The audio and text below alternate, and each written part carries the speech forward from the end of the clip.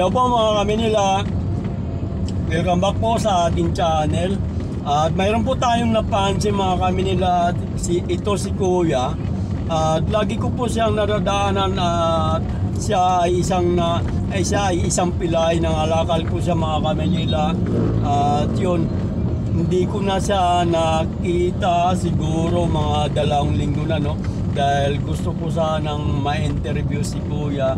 At yun, kailangan ma-interview po natin mga kami nila, no? At yun, siya ay balikan po natin mga kami nila. Mag-U-turn po ako at balikan po natin, no? Dahil nadaanan ko ay siya ay papunta dun. At siya ay tawagin ko kung bakit. Kasi mga kami nila, mga 2 linggo ko na siyang hindi napansin. Kapag umuwi po ako mga kami nila at siya ay nadadaanan ko minsan, nagkakape doon sa tindahan. At siya ay naglalakad na nagtutulak ng kariton at siya ay isang pilay yun mga kamay nila, no?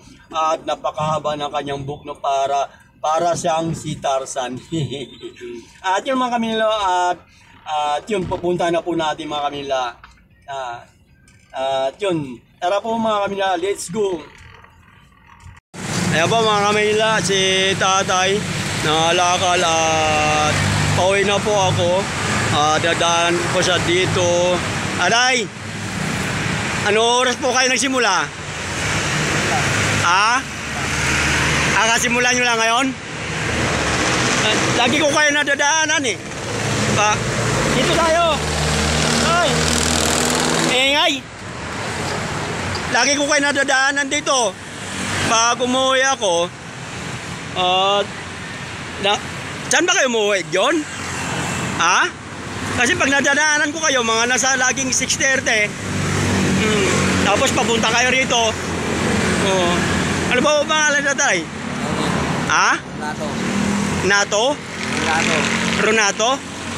Ronato pala yung pangalan niya. Kamay nila si Dada Ronato. Ilang taon na kayo, taray? 38? Oo, matanda pala ako sa'yo. Kaya matanda. 38 na pa siya. Pero wala kayong asawa? Ibig sabihin, hindi kayo nakapag-asawa? O may asawa kayo dati, walay? Wala talaga? O ba't di kayo nag-asawa? Tiglamig na, December. Mag-January na, yung January, malamig na. Gusto mo ba? Ano ba ang tulong gusto mo maibigay ko sa'yo? Bigyan kayo. Gusto mo asawa? Ayaw mo ng asawa? Ayaw mo talaga ng mag-asawa na? Anong province mo? Pampanga? Matagal ka na rin dito? Ako, anong province ko? Ako, Negros Negros ako. Pero may pamilya ka rin dito nung pumunta ka ng Maynila. Wala talaga? Paano ko nakapunta ng Maynila? Ako ko, sumakabang taxi driver. Oo. Taxi driver sa mahal. Dati? Dapat ko sa Maynila. Oo. Tapos hindi na kayo nakita?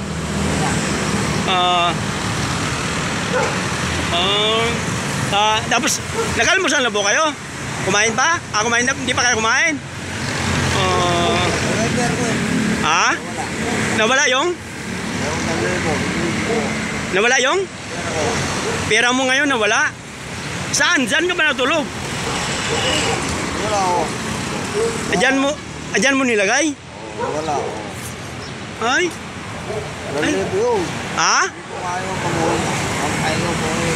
Kaya dapat pamasahe mo po naipon-ipon mo?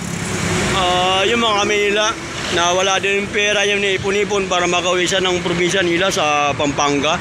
Taga Pampanga si Kuya Ronato. Nawala. Siguro binilay na yung tulog ka. Baka lasing ka kagabi. Ba't nawala? Sarap ng tulog mo. Dapat hindi mo tinabi.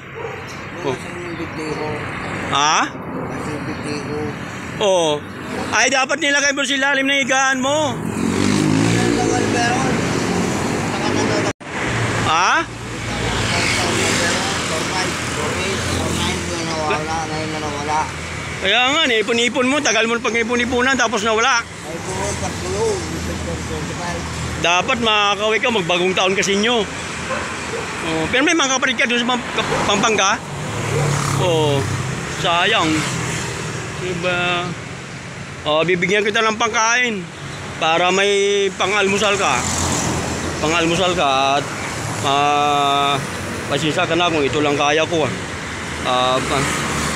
Pasensya ka na. Eh, ano yung pangalan mo uli? Kaya Kuya Renato, pagpasensya mo na yung nabigay ko sa'yo para dahil nawala yung pera mo at mamaya mayroon kang pangkain, mayroon kang pang-almusal ngayon. May pang-almusal ka at may panangalian. Pasensya mo na ang ibinigay ko sa inyo. At mabuti na daanan kita uli, na pauwi na ako. Yun. Biro mo na wala daw mga kamila na wala yung pera niya at gusto niya umuwi ng Pampanga doon sa mga kapatid niya at nawala yung pera niya mga kamila at hindi siya makakauwi at doon dapat siya mag-New Year sa ano. Kuya Renato, ano masabi mo na daanan kita? Yun mga kamila, kahit pa paano si Kuya Renato na pagpasalamat naman.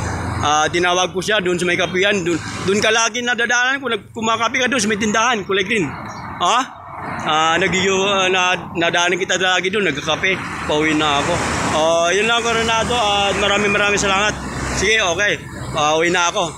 Sige, yun mga kamila, si Kuya Renato, lagi ko siyang nadaanan dito at mayroon siyang kunting kapansanan, no? At yun, yun ay siya isang pilayan mga Kamanila.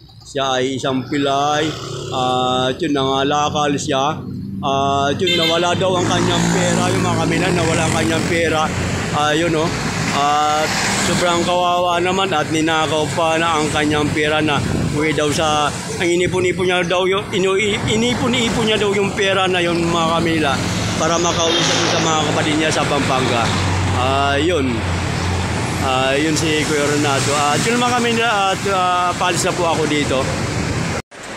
Yun lang po mga kami nila at na-interview na po natin si Kuya Renato at lagi ko po siya nadadaanan dito at na-interview ko na po siya at nakita ko at bakit hindi siya nakapagkapi doon sa tindahan at yun pala ay ninakaw ang kanyang pera kagabi. At ayun, ang tinawag ko po siya at doon ko nalaman ang kanyang kwento. At mayroon po pala siyang dating may asawa. May asawa po pala siya dating mga kamay nila, mayroon siyang asawa. At yun, ang kanyang asawa ay kasama niya rin sa pangangalakal. At yun ay ang kwento niya sa akin at ang kanyang asawa. Nung na-interview natin siya, ang kanyang asawa at sumama daw sa taxi driver at yun inasawa daw ng taxi driver ang kanyang asawa. At yung mga kanila, yun ang nakuha po natin na informasyon kay Kuya Renato at siya ay 38 years old pa lang mga kanila, no? At yun ay kawawa naman yung tao at yun na lang ang kanyang hanap buhay at nag-ipon talaga siya ng pera at para makapiling niya, no? Makapiling niya, makasama niya ang kanyang mga kapatid sa bagong taon at gusto niyang umuwi ng Pampanga at yun ay hindi matuloy daw ang kanyang pag-uwi dahil pinuha daw ang kanyang pera. Ninakaw daw po kagabi mga Kamanila at yun kasarapan daw ng kanyang tulog. Yun, tinanong ko pa nga siya at ang sabi ko sa kanya baka siya ay lasing kagabi at hindi niya alam kung bakit kinuha ang kanyang pera. At yun, hindi naman po umamin nga lasing siya, hindi daw siya lasing. At kung hindi siya lasing, at bakit nawala po ang kanyang pera. At yun lang po mga Kamanila, at maraming pong salamat sa inyong panonood sa aking videos at paalam po sa inyo mga Kamanila.